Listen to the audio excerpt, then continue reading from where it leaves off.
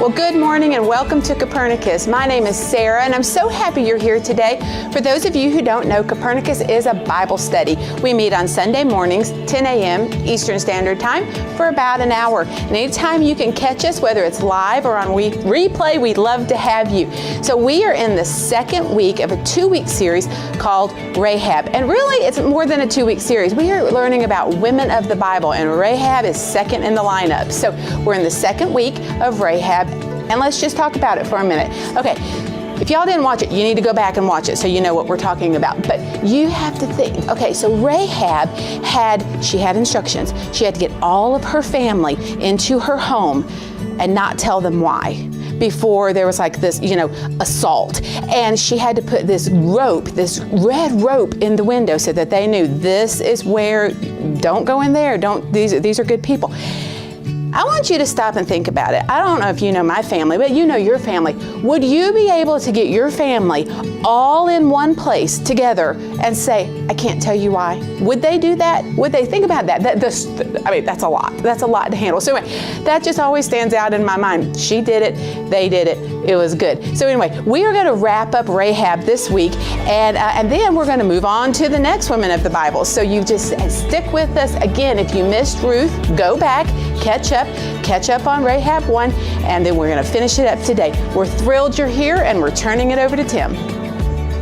Okay, thanks, Sarah. And we are going to finish our Rahab story this week, but first let me tell you about what's going to happen next week. So next week we are going to be looking at the story of Tamar. And let me just tell you, this is a wild ride, okay? It's going to be a 2-week series. It's lots of fun. This is a very unusual story. It's just full of strange, bizarre things that happen. And it's going to challenge our 21st century mind. It just is. And you're going to be here for the whole thing because it's an unexpected tale of unexpected magnitude. And it'll probably blow your mind that it's actually in the Bible. So anyway, next week, I'm going to be here for that. And now let's get going on ours. So we started Rahab last week, and we're going to pick that story up this week and wrap it up. We told you that it's in the 6th book of your Bible, the book of Joshua. And if you missed last week, you can go back and watch it on replay. And you'll want to do that because we learned a whole bunch about how we got to this part of the story. So let's take a look at Jericho again. Remember this mound right here is about 7 city blocks. And this is the remains of what Joshua and his people would have seen when they got to Jericho. And it's a really cool place. Joshua is the new leader of the Israelites after Moses died. And you remember last week he sent 2 spies into Jericho and the surrounding area to check out the enemy, see what it looks like. And so the 2 spies, they go into the promised land. Remember, it was their land before, but they left, and now God told them to come back and reclaim it.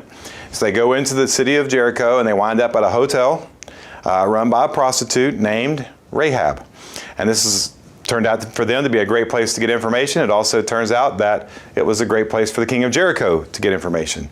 And so he sends for Rahab and says, hey, I heard that there are 2 guys in your hotel. You need to send them back to me because they're spies.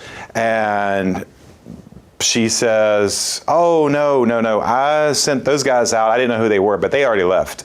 But they weren't really left. They weren't really gone. They hadn't left yet.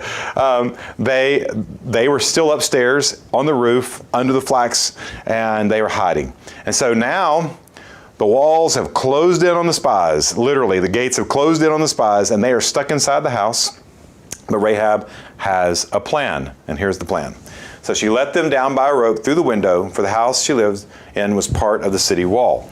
And so as it turns out, this little line is this verse right here is a super important part of the whole story, because number 1, she lets them down by a rope, and number 2, the house she lives in was part of the city wall. And we'll come to that in just a second.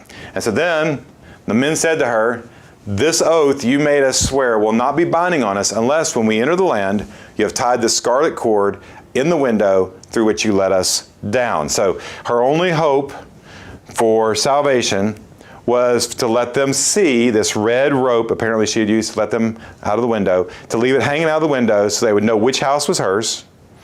And they said, keep your whole family and everybody inside the motel because we can't protect you in a hand-to-hand combat outside, in the street. And so the scarlet cord would be the means that all the soldiers and Joshua's army would have to know that this house, nobody in this house was to die.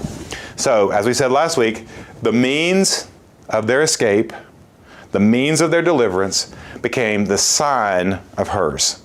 And so, the really cool thing is that nobody in the story yet knows exactly what's going to happen, and that's where we come to today. So we're going to be in Joshua chapter 6. We're skipping over some chapters because we started in chapter 2 last week, and I know you want to read them all. It's really cool, but they're skipping over, and so this is where we're going to be. Joshua chapter 6. It's a really cool story, so let's jump right in, okay?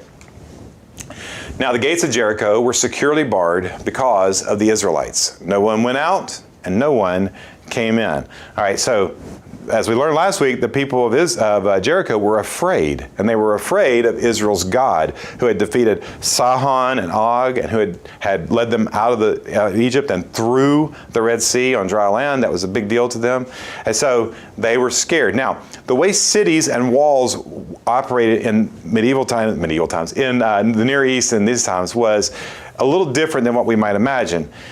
In this world, not everybody lived inside the city.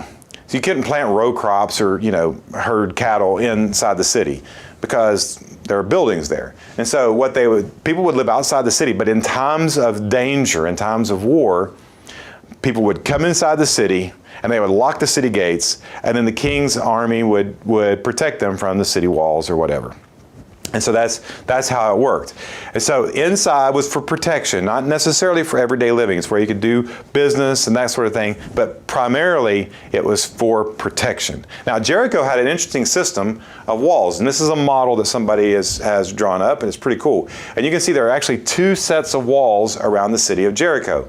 And so this gave double protection. Plus, remember, Jericho's on a hill. And so the first wall would be high, but the second one would be higher than that. So to scale these walls, you can't just have one method. You're going to have to build, if you build siege platforms, you're going to have to build one here, and then you have to go out and build another one. And by that time, you're going to be toast. And so that's what the city of Jericho looked like. And this is what people paid taxes for, was the protection that this city offered. Okay? So let's jump right in to Joshua 6. Then the Lord said to Joshua, "See, I have delivered Jericho into your hands along with its king and its fighting men." Do you remember the first verse where it said the whole thing is locked up? And you saw their walls.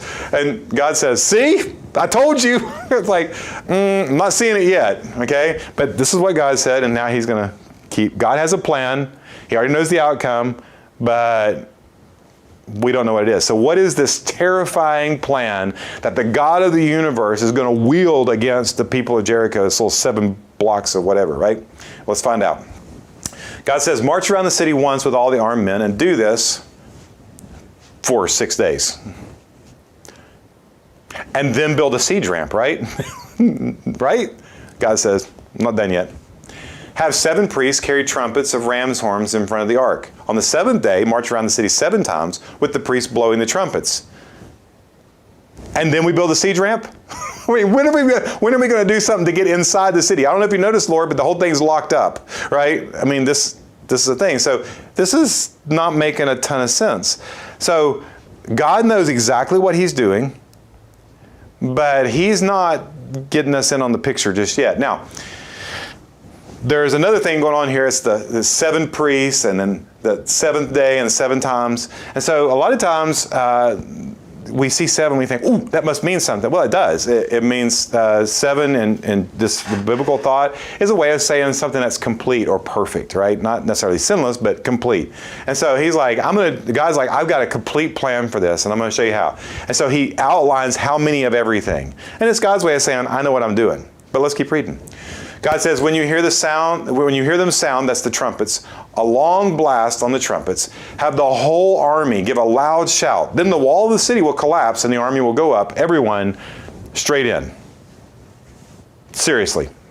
Can you imagine being Joshua and having to go back and tell your guys, this is how we're going to do this? I mean, you got to convince an entire nation that we're going to scream really loud and the walls are going to fall down.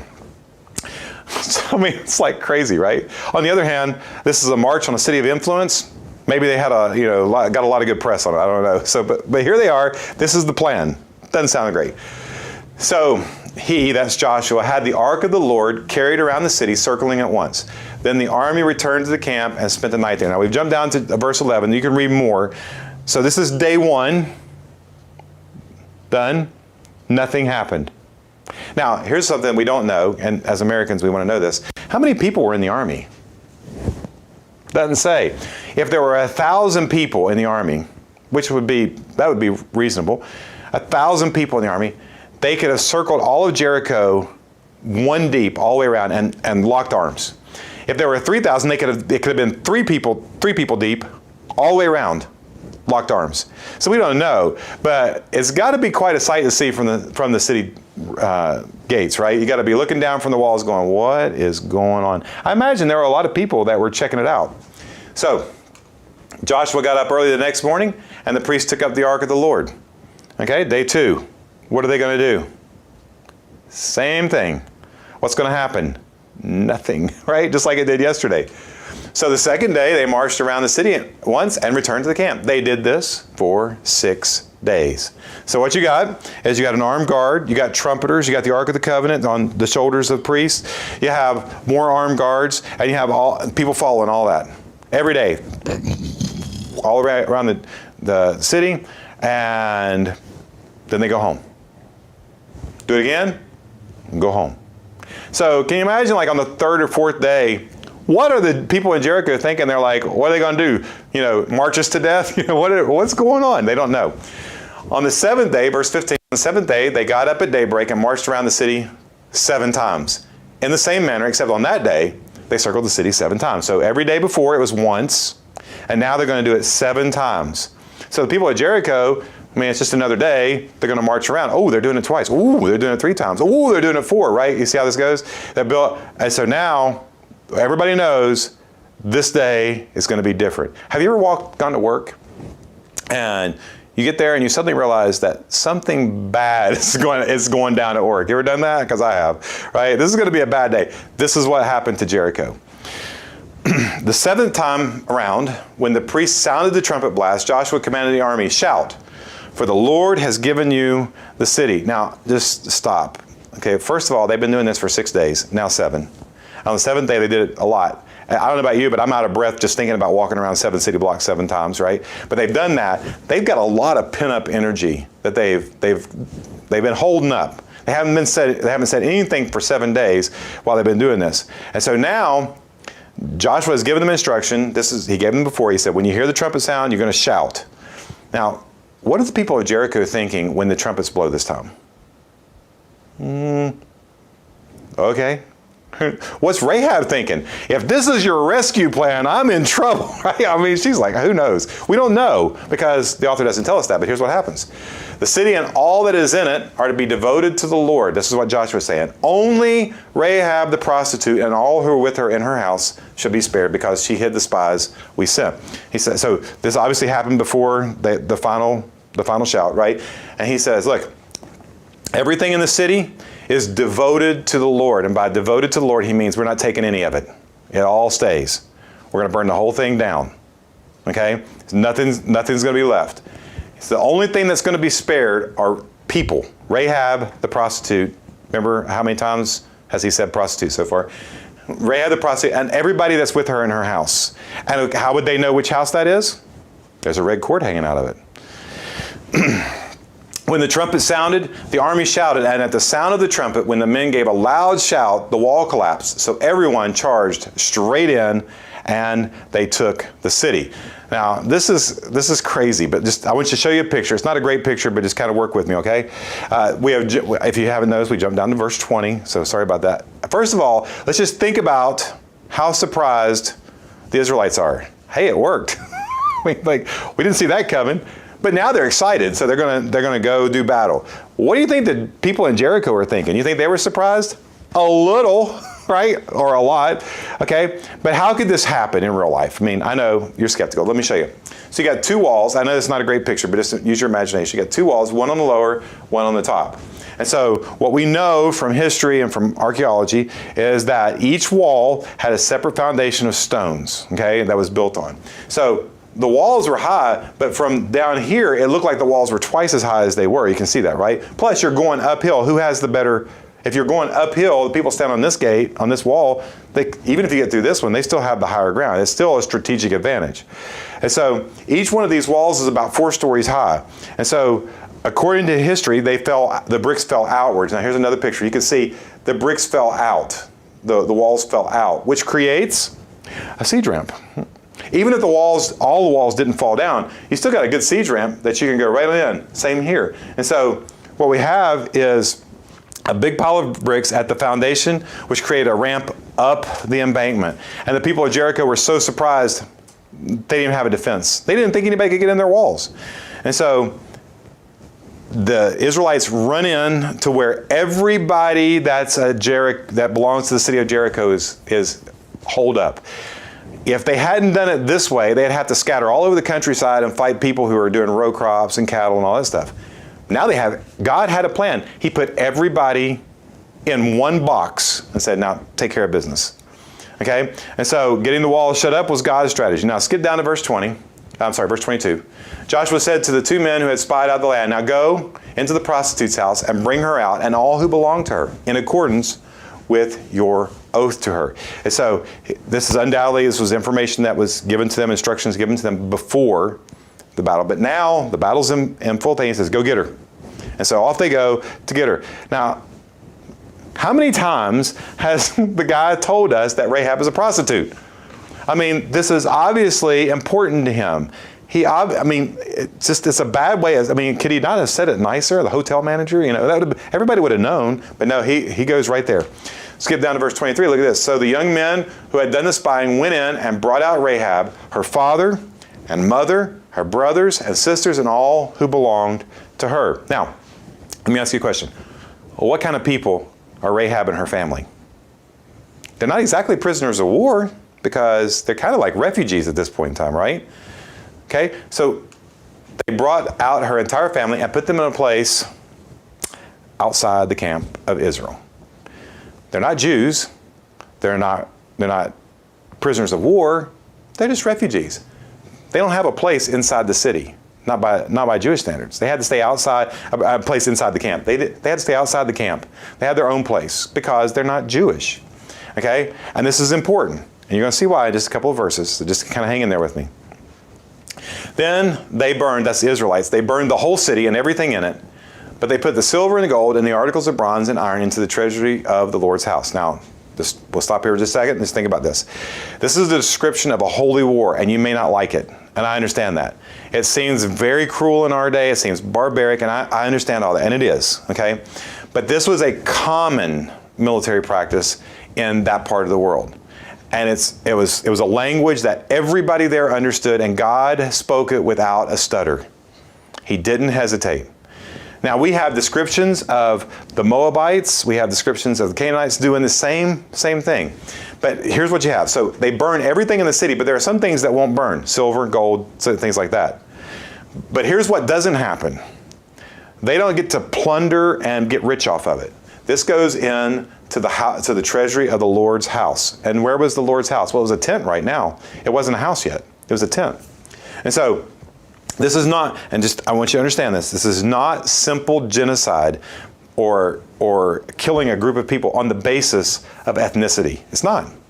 It's not a conquest for land. It was their land. It was what God had given them. It wasn't for attaining wealth. That's not what it was for. They burn it so that nobody else could use it. That was the point. Nobody gets to keep this little plot of land for them and their family. Okay? This is not genocide because we don't like you. This is God's judgment. He uses people to do it. This is God's judgment on humans who have wrecked the image of God. And God says, enough. This brings up a question, and we need to talk about it. So, in our world, we like a God who is loving and compassionate and merciful. Those are the words that we like when we talk about God. And that's totally understandable because I want somebody who's going to be loving, compassionate, and merciful to me, right? And you probably do too, especially when I make mistakes, and I make a bunch of them on a regular basis. Look, you're watching me talk. You know I make mistakes. So the question we have is, why would a loving, compassionate, merciful God punish people to death? Why would he do that? And that is a good question. It is one side of a question, and we need to ask the other side. Okay, so let's ask the other side. If God is just, holy, and righteous, if sin must be punished, if God is uniquely separate from everybody else and his definition of good rules, if he is in right relationship with his definition of good and with all humans, why is he so patient with the people who not only don't believe in him, but rebel against him and do their own gross, nasty, evil definitions of good? And so we have to ask both questions, and both questions are good. Now, again, I've said this before, and I'm going to say it again. We like to say that only God can judge, and here, he did. Joshua didn't say, hey, I think we want to kill these people. God said, you have to destroy this nation. And why? Because they're an affront to my image. They have taken my image, they've twisted it so bad that you can't see me in them anymore. And so, if you're going to say only, and I'm not saying you do, but I hear people all the time, if you're going to say that only God can judge, you can't read these passages and be mad that he did. That would be kind of hypocritical to be upset when God does what you said he's allowed to do. Now, let's keep reading, and hopefully some of this other stuff will make more sense. Verse 25, but Joshua spared Rahab seriously? Rahab the prostitute, again, with her family and all who belonged to her, because she hid the men Joshua sent as spies to Jericho. Okay, so at first, she was outside the camp. She's a foreigner. She might have been treated less than, pleasantly because she wasn't part of Israel. And she's a prostitute, for crying out loud. And whatever else she was, is she any use to the Israelites now? No. I mean, we saved her. She's good. But look at how this verse ends. And she lives among the Israelites to this day. See what happened? Something changed. She went from being, and her whole family being outside the camp, to becoming Jewish, to taking on their way of living, to worshiping Yahweh, their God, to adhering to their customs. She got more than just being saved from God's judgment. She got a whole new life. And that wasn't even part of the original deal. All she wanted was her life. So, there are a few questions that thinking people may have when reading the story. We've talked about some of them. But why does this story paint such a grim picture of Rahab? Why does this writer constantly, unashamedly refer to her as the prostitute? Okay, why is this story even in the Bible, right? And what does the story of Rahab have to do with anything? Well, that's a great question, and we're going to talk about that just for a second. So to answer that question, what we're going to do is jump forward about 1,400 years. And we're going to go to the book of Matthew. Matthew is the first book in the New Testament. It's Matthew, Mark, Luke, John, Acts, right? So if you go to the second half of your Bible, it's the first book in the second half of your Bible. Matthew was written by a Jew. It was written to Jews. It was written about Jewish stuff. And so it was intended for Jewish people to understand it first. Now we can get in on the secret, and I'm going to help you with that. And so at the top of the list for Jewish things is a Jewish Messiah, someone who can save us, who can rescue us. Now originally, the Jewish Messiah was intended to rescue the world and his image bearers. But at this point in time, the people of Israel are now, they're in bondage to a different person, to a different group of people. This time, they are now occupied by Romans. They're in a Roman occupation. They are overtaxed. They are oppressed. They are enslaved in many cases. Roman soldiers walk the street and abuse people. And the Jewish people were longing, were believing that God would send them a deliverer from Rome. And they had prophecies predicting that a man would be born who would deliver Israel from their enemies. Remember, it's a man that would be born, and they called that man the Messiah. Now, because Jewish people were looking for a Jewish Messiah who would be a man, they kept super detailed records of their men. Okay? Now, you may say, well, that's patriarchal. Why did it have to be a man?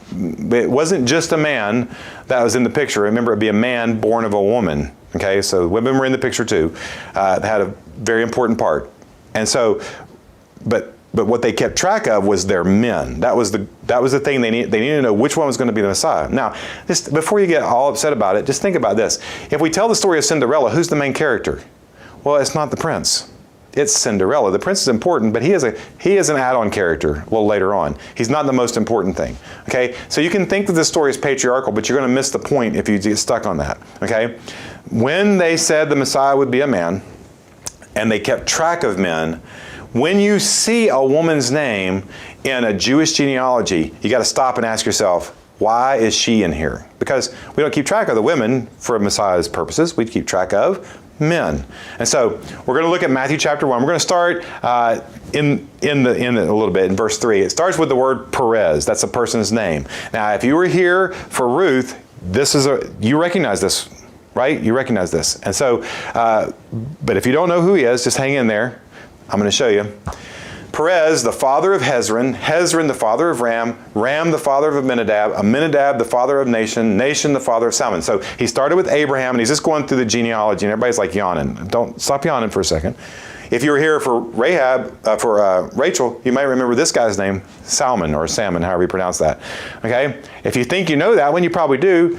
Salmon was the father of Boaz. You remember him, whose mother was Rahab. Boaz was the father of Obed, and whose mother was Ruth. Now, let's just stop here. Boaz, his mother was Rahab. Probably not literally. She was probably like his great-great-great-grandmother. Okay? But that's how they talked back then. To say that someone is your son or your daughter doesn't necessarily mean they're your son or your daughter. It could mean that you're the granddaughter, grandson, whatever. Okay? And so for those of you here with Ruth, you remember this story of Boaz and Ruth. They got married. They had a son named Obed, and that was part of that story. And then Obed was the father of Jesse, and Jesse was the father of King David. So just think about this for a second. Rahab the prostitute was the great-great-great-great-grandmother of King David. That's remarkable. Because she didn't sign up for that. She just wanted to be saved. And so Matthew doesn't stop here, though. Listen to what it says. It says, thus there were 14 generations in all, from Abraham to David, 14 from David to the exile in Babylon, and 14 from the exile to the Messiah. And so well, good news. The deliverer has come. The Messiah has come. And he came through a prostitute is in his family line. Why would you include that little tidbit in your family line if you're going to be the king of the world? And this is how the birth of Jesus the Messiah came about. Matthew believed that Jesus was the Messiah, and that Jesus the Messiah came from a line of people that included, but was not limited to, a prostitute. By the way, this may be helping you figure out why Boaz was so kind to Ruth, because in his family history, someone had been kind to his great-great-grandmother when she didn't really deserve it. See how this works? Matthew did not only believed that the deliverer would descend from a Canaanite, a prostitute, and a liar, but that this same deliverer would rescue Canaanites, prostitutes, and liars.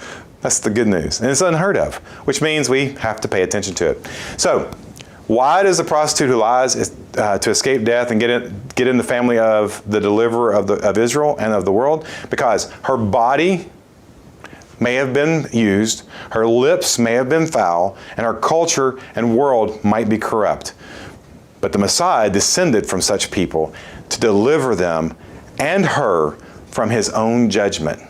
God is not wanting, his desire is not to send people into punishment. His desire is to rescue them from certain death. And so, you remember this verse from last week? Proverbs 9:10, the beginning of the wisdom is to fear the Lord. The word is meant to capture both the drawing near and drawing back at the same time. Do we deserve this kind of judgment from God? Yes. Does God love us enough to spare us from it? Also, yes. And so the God who controls the events on earth and in heaven can judge you. And that's scary. But only he can save you. And that makes it worth drawing near to him. Now, the rest of the verse says, the beginning of the wisdom is to fear the Lord, and acknowledging the Holy One is understanding. So God is who he says he is, not who I say he is. And so when we come to this God, we don't make him up. We come to him as he's revealed himself, or we don't come at all. And when we come to this God and recognize that we should be afraid, but that he loves us enough to keep us from having to live that way, well, that's good news. And that's the beginning of understanding. And so that leaves us with two choices. Remember these choices from last week? Remember, Jericho committed its safety to a set of walls and gates that they could see and manage. And everybody in Jericho died. So that wasn't a very good plan. But Rahab committed her safety to a God that she couldn't see, that she only heard stories about.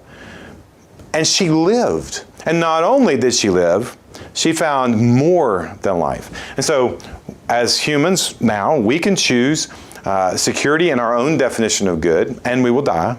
Or we can commit our safety to the God of the Bible and his definition of good, and in drawing near to him, we live. So, Rahab asked for life. Any way God chose to give it to her. And God gave her more than she asked for. Acknowledging God for who he is, rather than who we want him to be, often begins with fear. But it doesn't have to stay there. It ends in restoration and in transformation, inclusion and love. And can I tell you something? Just pay attention to this for a second. Jesus, the deliverer, provided deliverance for Rahab the prostitute beyond what she asked. Yeah, the whole story in Jericho is one story, but he saved her from more than just death in Jericho, but potentially from her sin, from her definition of good. And she only had to do one thing, which was believe and evidence that by putting out the scarlet cord. That was all. Why did she need saving? Because she was going to die inside those walls with her entire city. She risked something, and she hung that cord out, and she was saved. So Jesus provided deliverance for Rahab the prostitute beyond what she asked because he wanted to include Rahab the prostitute in his family. That's remarkable. She didn't just get inside the town, the people of Israel. She got inside history. She got inside his story. And finally, it was because he loved Rahab the prostitute more than she could imagine. That's remarkable. This woman didn't think about God loving her. She thought about fearing him because of his power. And yet God loved her enough to give her a place in his story, even before she knew what she needed. Now, why do I say this? And here's why. Because Jesus provided deliverance for you, you fill in the blank. What are you? So I'm not a prostitute. Well, that's great. What are you? Because whatever you've done, wherever you've been, and wherever you may be, Jesus provided deliverance for you beyond what you asked. Because he wanted to include you, whatever you are, wherever you've been, whoever you've done it wrong to, in his family. And he did that because he loves you, the whatever you are, more than you could possibly imagine. Whoever you are, you can consider this Jesus. You and I are right to fear God because of his power to judge us. But we are also right to trust him for his love to save us. And that's wise. It's an act of faith. So, if you dare to approach this God, you, like many others, like many of us, will find it's worth far more than you can imagine. You're free to consider this Jesus, no matter where you come from, no matter who you are, no matter what you've done. And if you have any questions about that kind of relationship, please contact us at copernicuslife.com. We would love to help you take the next steps. Let me pray with you. Well, Father, we are grateful for your love and for this story and for the fact that while we should be terrified of the judgment that you could pour on us for choosing our own definition of good, we can draw near to you because of the love you've expressed to us in your Son, Jesus. And it's in his name that we pray all these things. Amen.